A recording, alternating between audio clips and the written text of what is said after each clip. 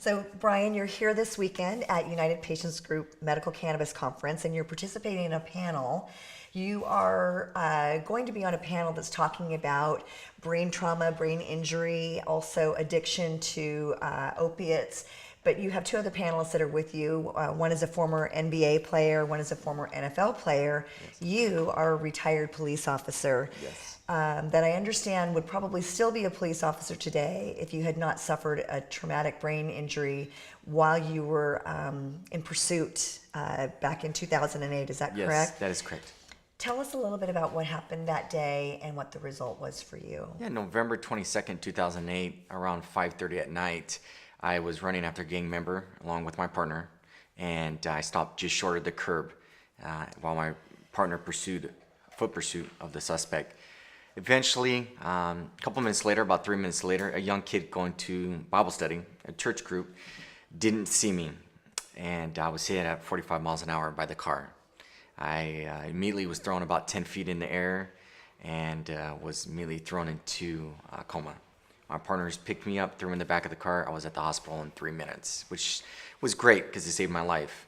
Upon arrival at the hospital, it was a grim outlook.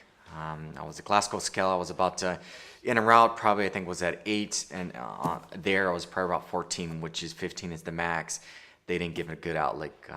It was day to day. I was in a coma for about 16 days. Wow. They told my dad and my family if I did wake up, I would have to be a vegetable. Look where I'm at now. Amazing, you know, yeah. And I credit it not only to God helped me, but also credit it to Medical Cannabis. Okay. I had a long stretch, 3 to 4 years of fighting with the pharmaceutical drugs I was on, 5 to 7 drugs, and still frustration with my wife, with my kids, and everything. And I didn't know what to do, and I had to turn to something. And luckily, Bonnie Goldstein and our good friend through Miriam's Hope, Diane and Jeff, introduced medical marijuana to us. Now let's talk about that for a second, because obviously you were a young man. You're still a young man. Thank you. Police officer, living that sort of a life.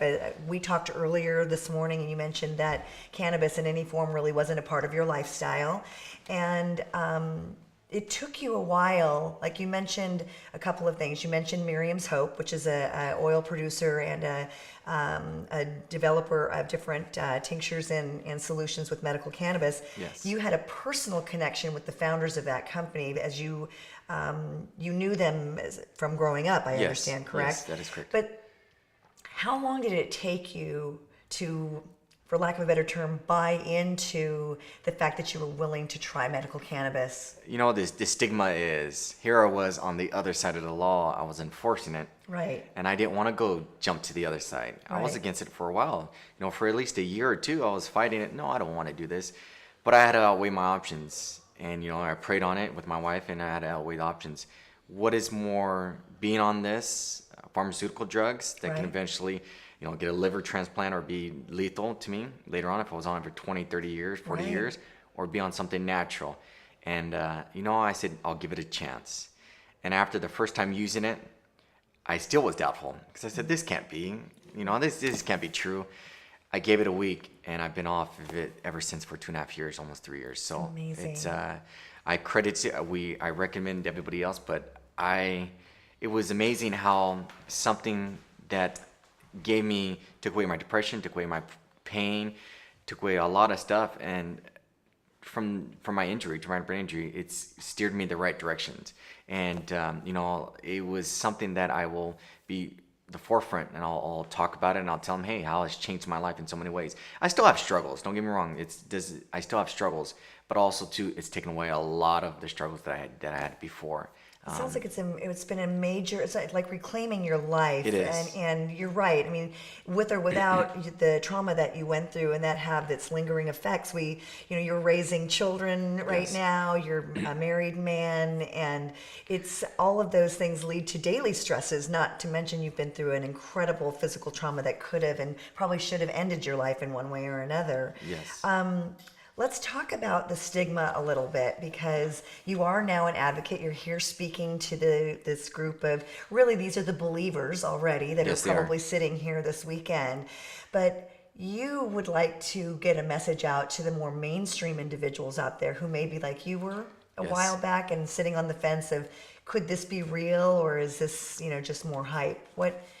How do you feel about that? And is it scary for you to be a spokesperson in a way? To a sense, it is scary. Here it is. I'm speaking to people that are already believers, like you said, and that is great. They're believers, but we don't need to touch the believers. We need to touch the people that are doubters, to a sense, and give them just the little spark of, hey, there might be something good about this. It's getting across it. Don't ever give up. And you know what? That's a struggle.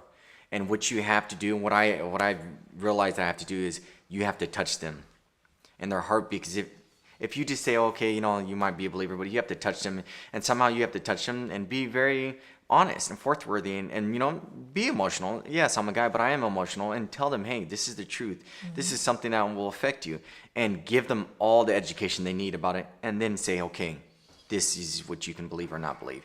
But as long as you give them education and give them all the information, then there's nothing to doubt. And that's something that we have to do as good advocates about this. And I don't mind going all the way up to our congressmen, to lawmakers, because that's something we have to do. And here it is. I was on like I said, the other aspect of the line, but I'll be the first to speak about it, how it's helped me in many ways, and tell them, now I can see my great grandkids. Right. I can see my kid. I can see my daughters get married. I can see my son get married. I can see them have kids.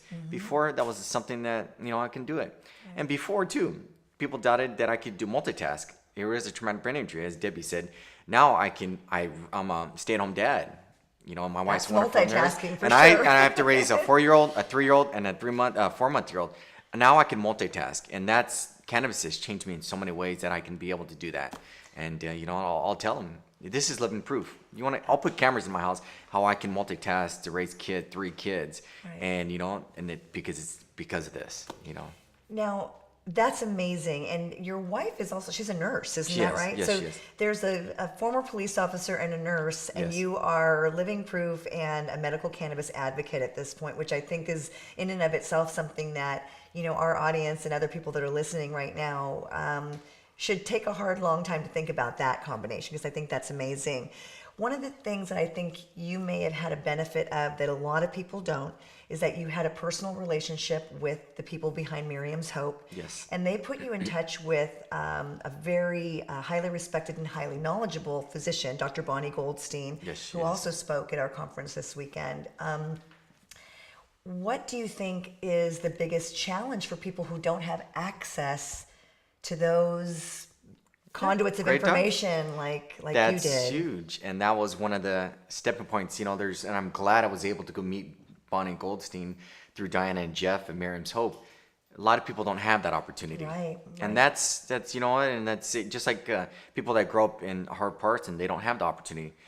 We need to be able to open up those doors for them. And how can we do that? We give the information to the doctors, and there'll be more available doctors and events where those people can be seen. I would like to be able to maybe each month or each year where they have doctors, a panel of doctors that are for it, and that people that are low income or even higher income, that they can be able to see, they have an advocate where they can go see and talk to these doctors, and have the opportunity like I did. Right. Because if I didn't have Diane and Jeff, I wouldn't be able to meet from Miriam's Hope or go meet Dr. Goldstein. Right.